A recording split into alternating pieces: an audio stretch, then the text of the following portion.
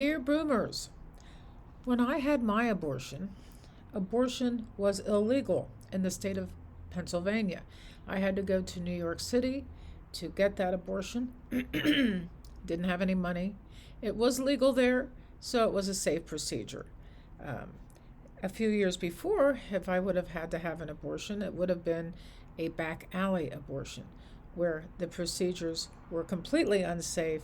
The instruments may not have been sterilized, and the doctors or the people who performed the abortions were very nasty and very guilt, instilling guilt into the patient who is getting the abortion, punitive, guilt, and so that, here you are in terrible pain, and somebody is doing something to your body and making you feel like a terrible person for having done it.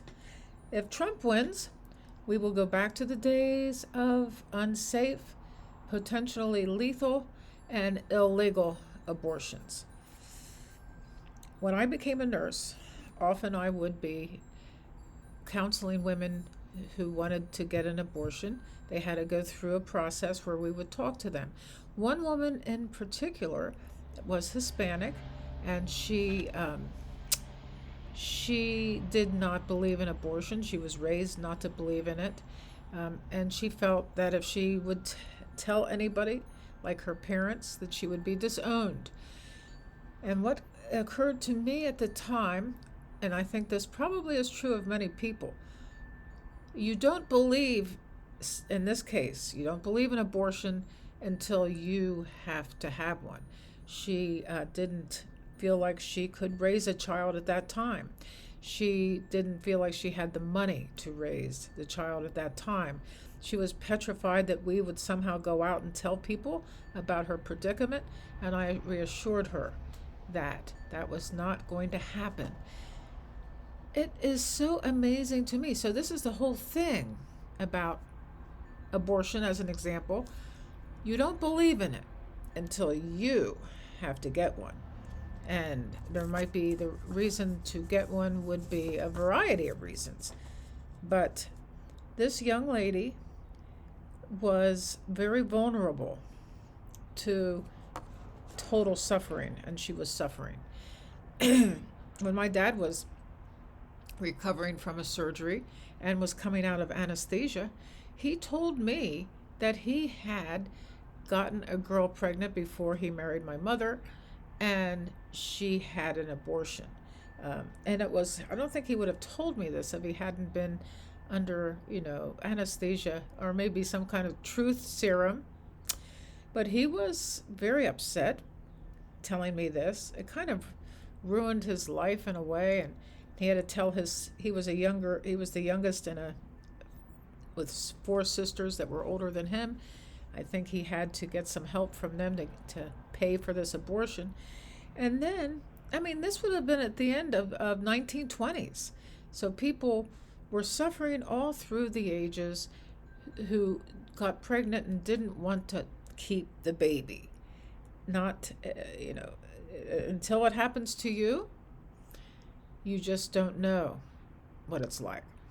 So my dad also told me at the time he was coming out of anesthesia that he had been molested by his Boy Scout coaches, his Boy Scout leaders. And it became apparent later on that Boy Scout leaders were routinely molesting the Boy Scouts, and he told me that. He was always very uptight about sex. He was he never got any counseling for anything.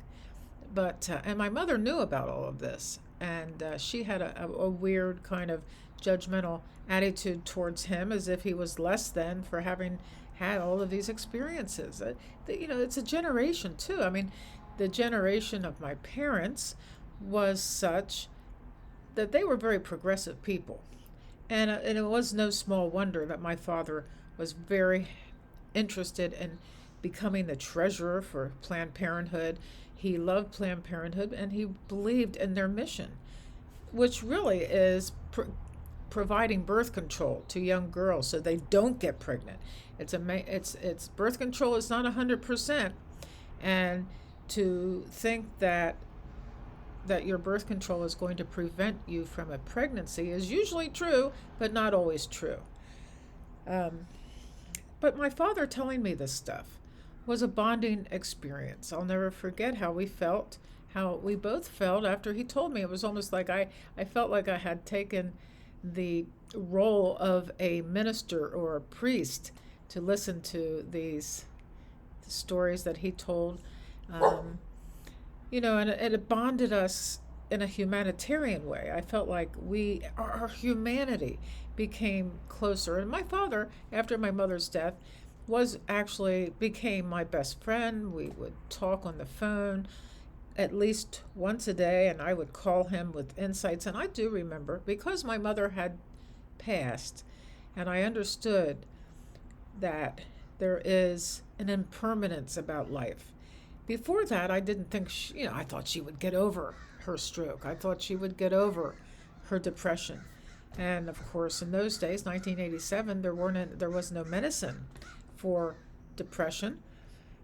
And she was, I thought when she had her stroke, I thought, oh, she's going to get over. She can't possibly die. And, that's probably because people don't die. But we, at that time, didn't think that far ahead. So my father and he eventually was diagnosed with Alzheimer's disease. And as a result of that, I could not communicate with him in the same way. And it was very heart-wrenching. I knew he was on his way out. What a dear soul he was. Absolutely, a dear soul.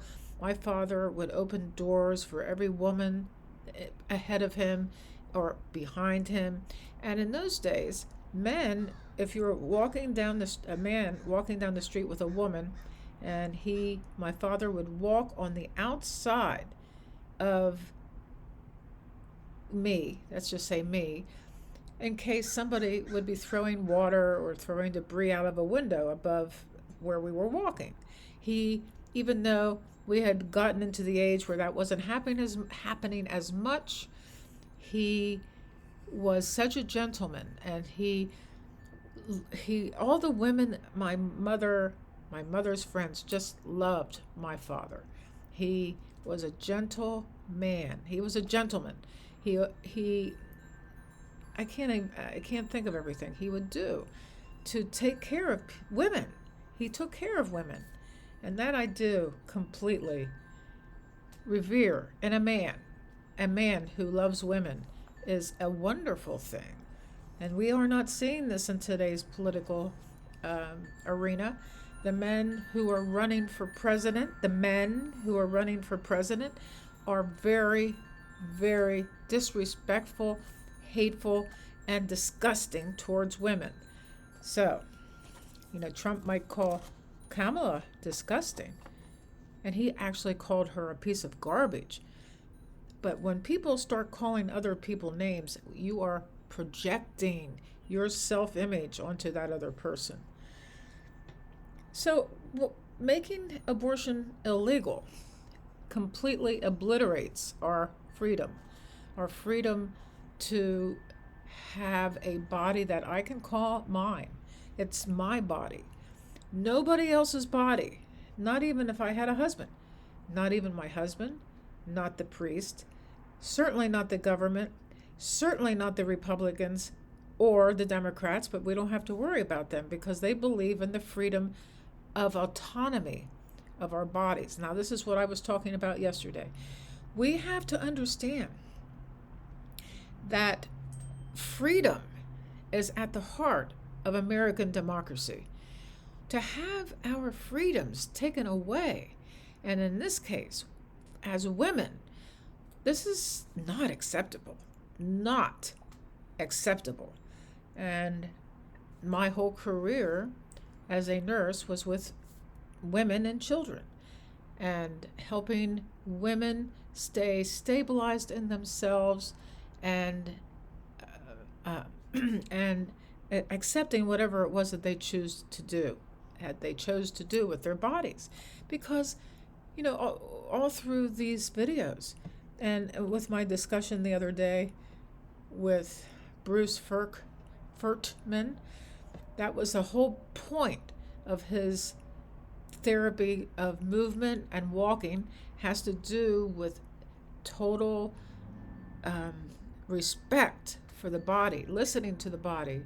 Um, when the body wants you to heal and any kind of injury, the body will heal for you. The body is totally invested in healing you. And when it's time to let go of the body, that time comes and we have another form of freedom that we experience, which, the unknown is really what that is. So freedom is what we all seek, and freedom is what we all deserve, and we will fight for the next 99 days to make sure that we as women have the freedom to own our bodies. Take a look up here. There's going to be a video that comes up here. Oh gosh, there it is. There it is. And take a look at it and tell me what you think in the comments below. Bye-bye.